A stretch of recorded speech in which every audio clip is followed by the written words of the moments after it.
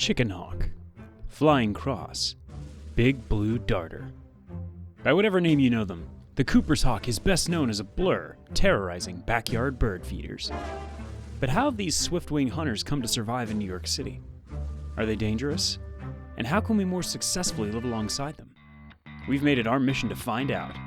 This is Wild New York. My name is Katie, and I'm an amateur naturalist and animal lover. I think we may have spooked him. Join me and my friend Ben as we journey around New York and learn a little bit more about the wildlife that shares our home. The Cooper's hawk is New York City's most common accipiter hawk, sometimes referred to as true hawk. This genus of predatory bird is one of the most diverse on the planet, and their speed and agility make them more than a match for a sky crowded with concrete and steel. The Cooper's hawk owes its name to French scientist Charles Lucien Bonaparte. And yes, he is the nephew of famed French monarch Napoleon Bonaparte. Born in 1803, Charles made a name for himself as a field scientist in Europe before traveling to the Americas in 1822 to study ornithology. He named the Cooper's hawk in honor of his friend and fellow ornithologist William Cooper, who first collected a specimen in 1828. William Cooper was a founding member of the New York Lyceum of Natural History, which later became the New York Academy of Sciences.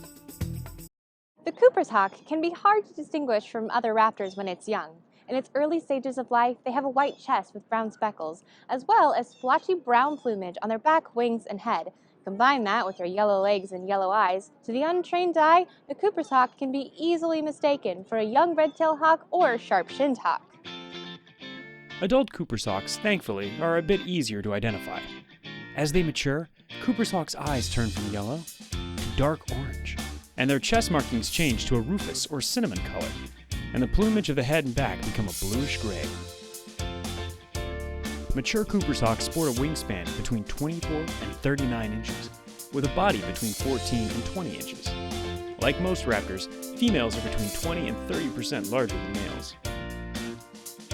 The Cooper's hawk generally prefers hunting in open woodlands and forests. So, what could possibly bring them to the concrete jungle? The two things that draws every would-be New Yorker: adaptability and opportunity.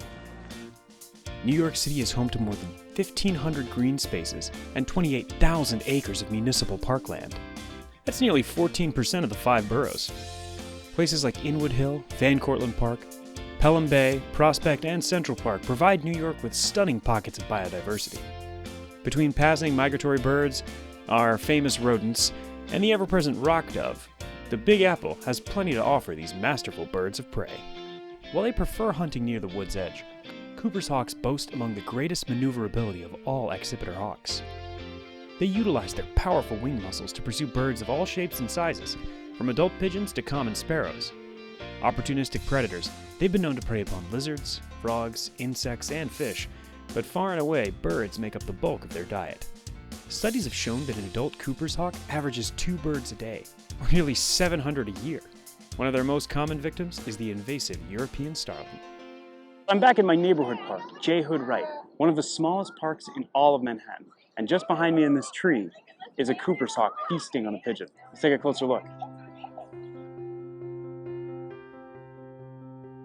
We managed to find this Cooper's hawk mid-meal, as it munches on one of New York City's most famous avian residents, the rock dove, or pigeon.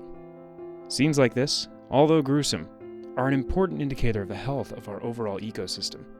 Healthy predators are a sign of a strong food web, and strong food webs don't happen in urban environments without our help. If you want to do your part, remember, never feed wildlife. Always maintain a safe and respectful distance from whatever you're observing, and remember to properly dispose of your trash. If you can follow these steps, you'll be leaving behind a greener world and making sure the Big Apple stays a wild New York.